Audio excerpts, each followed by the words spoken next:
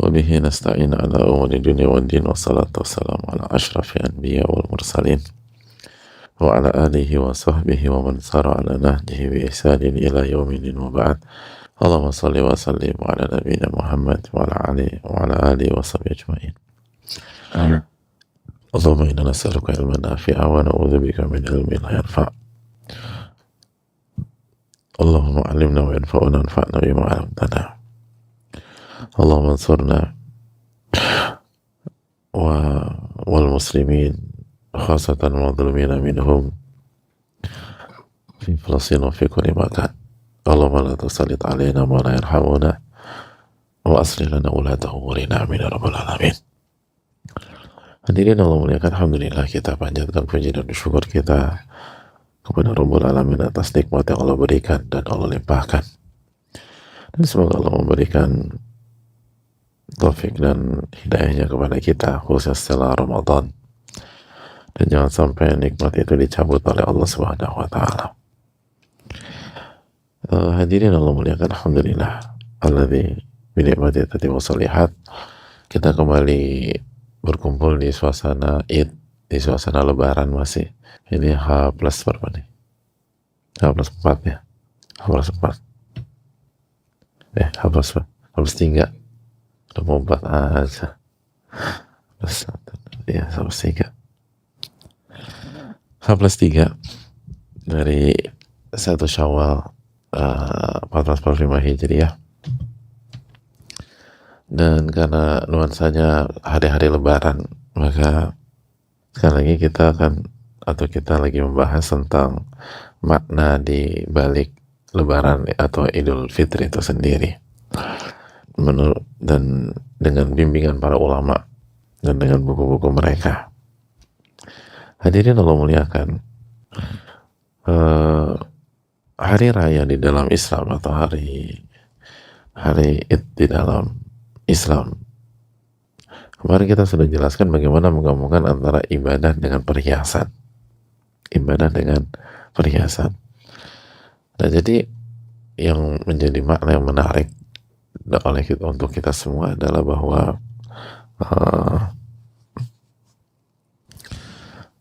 hari raya di agama kita adalah Idul Fitri dan Idul Adha, hadirin sekalian. Idul Fitri dan Idul Adha.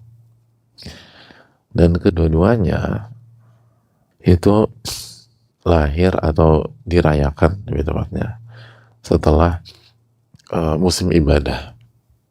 Idul Fitri setelah bulan Ramadan, setelah menunaikan khususnya rukun Islam yang keempat. Di samping tentu saja rukun Islam pertama ada di bulan Ramadan, rukun Islam kedua ada juga di Ramadan, sholat.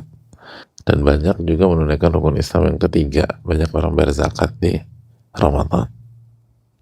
Baru rukun Islam yang keempat, puasa. Adapun Idul Adha itu setelah musim ibadah, khususnya rukun Islam yang kelima. Walaupun rukun Islam yang pertama ada juga di momen itu, 10 hari pertama Dzulhijjah. Rukun Islam kedua ada juga, sholat. Masa orang nggak sholat di tanggal 1 sampai 10. Rukun Islam ketiga bisa juga, ada banyak orang menunaikan zakat atau mengeluarkan zakat tanggal 3 Dzulhijjah, 4 Dzulhijjah, 9 Dzulhijjah, 10 Dzulhijjah. Bahkan bisa jadi rukun Islam keempat ada juga di 10 hari per Dzulhijjah. Qadha Ramadan misalnya, ada orang yang mengqadha puasa Ramadan di tanggal 1 Dzulhijjah atau 2 Dzulhijjah. Tapi spesialisnya adalah haji. Nah, hadirin Allah muliakan, lalu kita Idul Fitri 1 Syawal atau kita Idul Adha di 10 Dzulhijjah, Idul Adha 10 Dzulhijjah. Itu menunjukkan bahwa keceriaan, kebahagiaan dan kegembiraan itu hanya bisa diraih secara sejati secara hakiki itu dari ibadah kepada Allah. Seseorang manusia itu udah diset sama Allah, karena Allah yang menciptakan kita, bahwa kebahagiaan kita itu hanya dengan ibadah. Kebahagiaan sejati ya. Kalau kesenangan syahwat yang diklaim oleh sebagian orang adalah sebuah kebahagiaan, banyak. Tapi apakah itu kebahagiaan sejati? Enggak. Dan bisa dibedakan bagi orang yang sudah ngerasain kok. Beda memang. Kesenangan syahwat itu semu gitu loh. Dan inti masalah nggak hilang.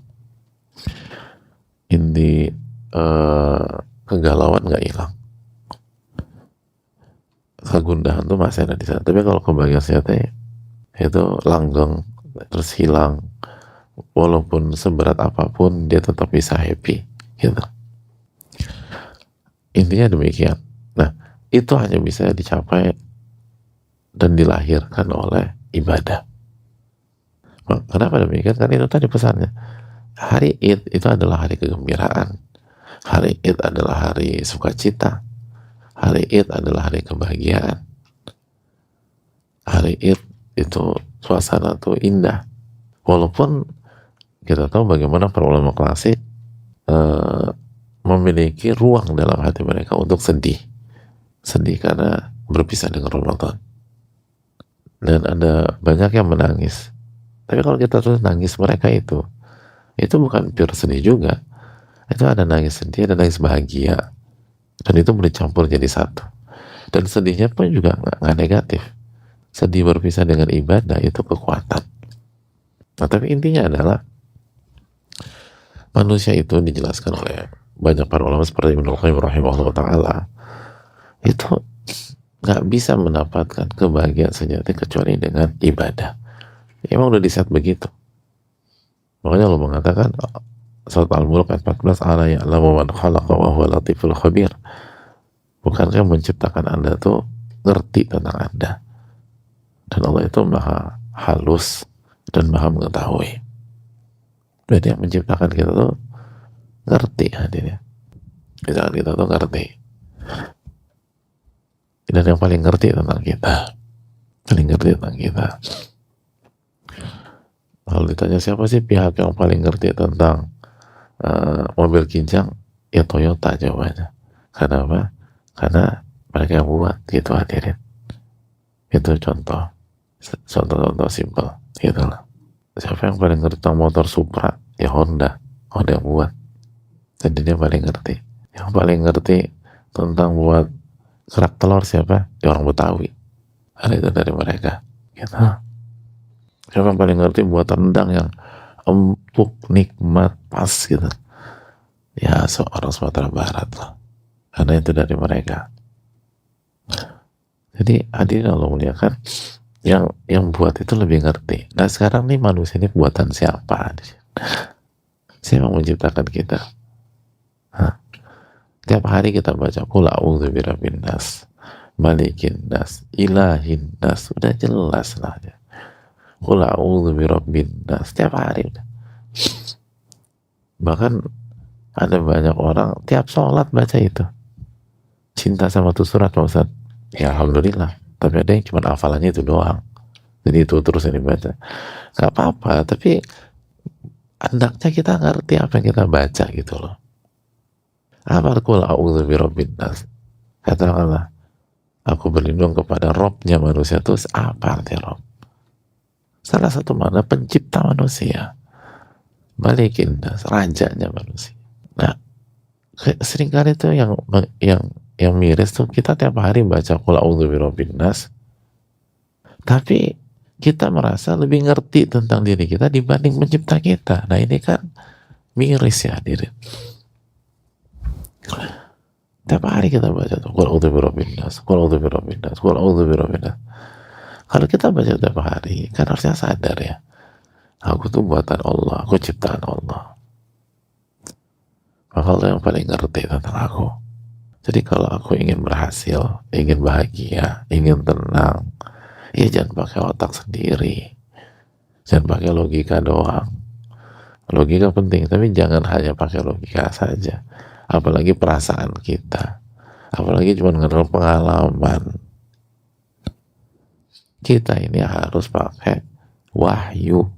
Harus pakai firman-Nya Allah Subhanahu wa taala. Harus pakai petunjuk Allah Subhanahu wa taala gitu. Nah, inilah pesan sebenarnya ketika kita Idul Fitri Idul Adha. Makanya kan gini, kebahagiaan ibadah melahirkan kebahagiaan, ibadah melahirkan keceriaan dan kegembiraan dan kebahagiaan. Nah, kebahagiaan, keceriaan dan kegembiraan melahirkan keinginan manusia untuk memakai perhiasan atau berhias. Itu fitrah. Karena perhiasan itu hukum asalnya, fitrahnya dikenakan ketika kita gembira. Makanya fitrah manusia kalau lagi sedih nggak pengen pakai apa-apa, ya pakai baju jelas. Tapi maksudnya nggak mau misalnya khusus pergi ke butik atau nyari bahan untuk pakai aja deh gitu. Itu fitrah manusia. Lagi sedih benar, dia nggak pikirin perhiasan, dia nggak pikirin gimana pakai baju paling bagus tuh enggak, gitu kan. Makanya kan itu tadi, itu fitrah. Walaupun ada yang tidak sesuai dengan fitrah tersebut, tapi fitrahnya begini. Makanya kan dalam Islam jenazah itu dikafankan sederhana aja gitu. Terus dalam Islam istri yang ditinggal wafat oleh suami ihdat, dia tidak berhias gitu, karena duka gitu, suasana itu duka tuh nggak pakai perhiasan. Jadi hadirin Allah muliakan, itu fitrah manusia dan itu nggak bisa dibohongi. Artinya itu yang terasa dalam diri kita. Kapan kita semangat untuk berhias atau semangat untuk pakai sesuatu? Pas momen-momen gembira, senang tuh kita pakai ini, pakai itu. Tapi kalau misalnya udah momen sedih, udah terpukul gitu, udah lupa semuanya. Ada emang ada nggak seorang ibu ketika dengar anak ibu kena serangan jantung atau anak ibu pecah pembuluh darah, sekarang sedang dilarikan ke rumah sakit dan harus segera tindakan. Terus ibu tersebut mandi terus ngabisin waktu 20 menit untuk milih baju gitu. Enaknya cocok warna merah atau warna biru ya gitu. Nggak ada. Orang mau ambil pakai berangkat kan, bahkan nggak sempat mandi. Kapan dunia ibu-ibu butuh waktu panjang untuk memilih warna baju? Pas ngapain? Pas kondangan gitu lah, pas acara pernikahan gitu. Makanya kan ini suami-suami udah senyum aja. Iya sih benar juga Pak Ustadz. Tapi kalau lagi sedih, anak lagi kecelakaan, mana mikirin begitu? Gak mikirin begitu. Makanya itulah dalam Islam, kenapa ketika kita 10 malam terakhir kita pelajari bahwa kultur para ulama 10 malam terakhir itu pakai baju terbaik, karena kita lagi happy, seneng kita. Dapat Lailatul Qadar, bonus lebih banyak daripada 83 tahun 4 bulan, seneng pakai baju terbaik. Tapi nggak cocok kalau misalnya lagi bahagia bajunya jelek, itu nggak cocok.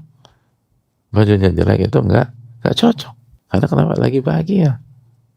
Makanya hadirin Allah ya kan, Allah juga mengatakan dalam surat Al-A'raf 31, khudhu zinatakum inda kulli masjid, bawalah perhiasan kalian kalau ke masjid atau ke setiap masjid, pakai, karena itu momen bahagia kita ibadah itu. Ya, makanya itu tadi hal-hal seperti ini harus kita pahami, bahwa perhiasan itu ketika kita lagi senang, lagi bahagia, lagi ceria. Nah, kebahagiaan sejati itu ketika kita ibadah. Makanya kita bisa lihat ya, orang yang kalau penampilannya lebih keren, lebih bagus ketika menghadiri acara-acara duniawi dibanding ketika dia beribadah kepada Allah, Dia nggak ngerti esensi kehidupan. Dia nggak ngerti esensi kehidupan. Dan dia nggak bisa membedakan mana kebahagiaan, mana kesenangan syahwat. Orang yang ngerti esensi kehidupan, salah satu ininya, salah satu cirinya, ketika dia beribadah, dia lebih apa? Lebih good looking daripada dalam acara duniawi. Lebih good looking. Pas Id, atau pas ini, pas 10 malam terakhir, pas itu lebih keren. Karena kebahagiaan ibadah itu di atas dibanding kesenangan acara-acara duniawi gitu. Jadi ngerasain itu. Nah ketika dia merasakan itu secara fitrah, dia akan tampil lebih oke. Makanya Nabi SAW kan ketika Idul Fitri penampilannya oke, sangat penampilannya. Dan 10 malam terakhir kita sudah jelaskan para ulama dan lain sebagainya. Jadi hadirin yang muliakan, begitu juga di tanggal 10 Dzulhijjah ketika Nabi haji, begitu Nabi SAW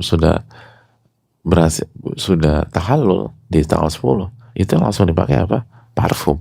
Beliau langsung ganti baju pakai parfum. Itu menunjukkan jika itu memungkinkan. Kalau nggak memungkinkan ya pada saat memungkinkan. Jadi ada banyak contoh di dalam agama kita yang menunjukkan bahwa kalau kita benar-benar ingin bahagia, dan kebahagiaan itu kan tercermin, makanya kan kebahagiaan fisik, kebahagiaan hati itu akan mendorong kita untuk tampil indah di zahir. Selalu begitu deh. Kan ketika kita lagi bahagia, muka kan enak dilihat.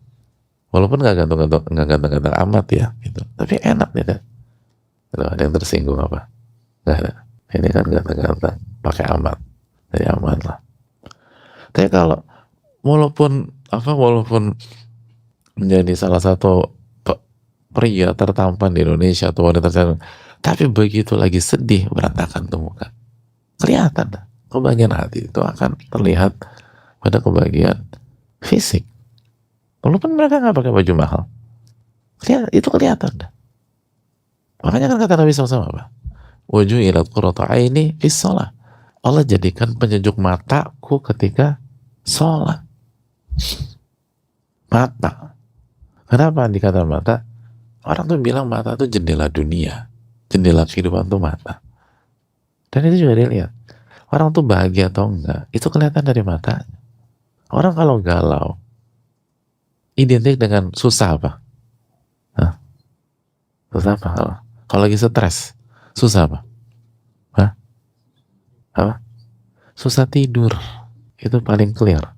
Susah tidur. Orang kalau lagi tertekan, susah tidur. Tekanan gitu, susah tidur. Mata. Kalau bahagia, tidur enak gitu. Makanya umat Islam ini bahagia-bahagia. Sampai khutbah Jumat tidur kita. Masya Allah. Ila man rahimah Rabbah.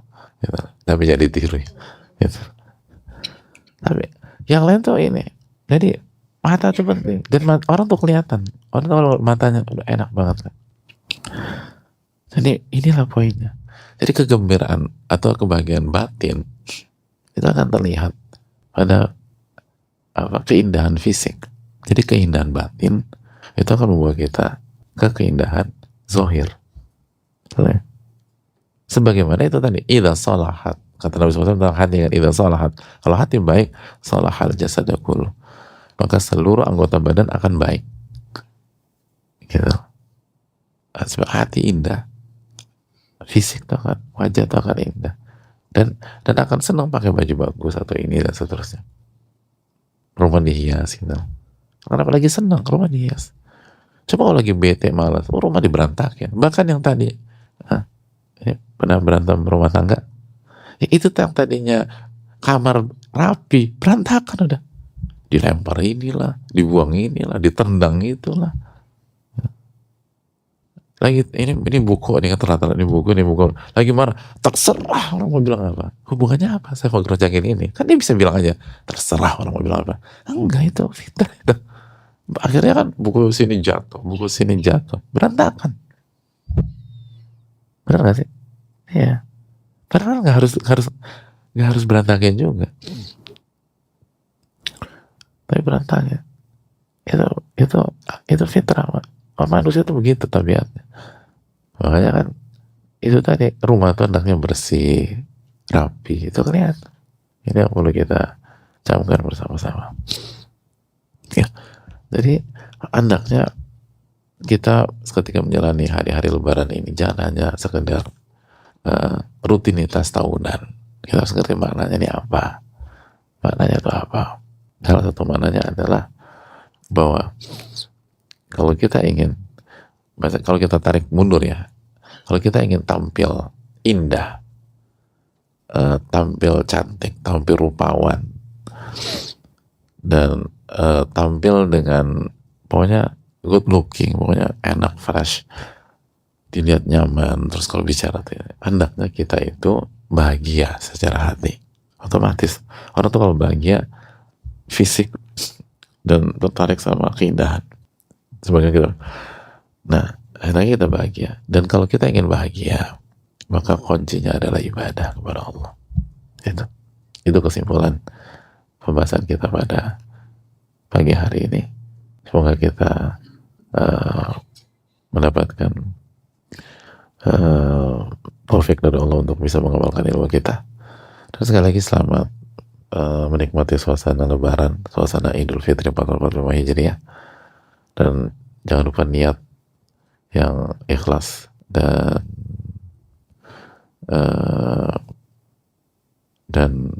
hati-hati dengan kemungkaran. Jangan sampai kita jatuh ke dalam berbagai macam kemungkaran sehingga kita gagal istiqomah. Ini bisa disampaikan. Subhanallah, Assalamualaikum warahmatullahi wabarakatuh. Syukran.